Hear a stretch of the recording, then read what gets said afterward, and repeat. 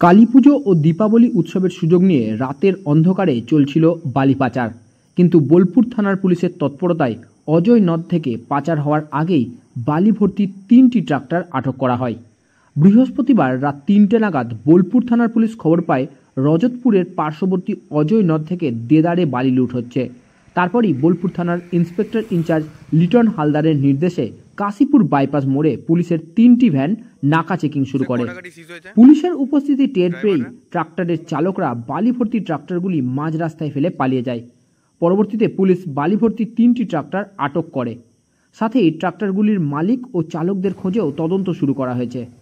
স্থানীয় সূত্রে জানা যাচ্ছে, গভীর রাতে প্রায় দিনই অজয় নদ থেকে বেআইনিভাবে বালি খনন করা হয়।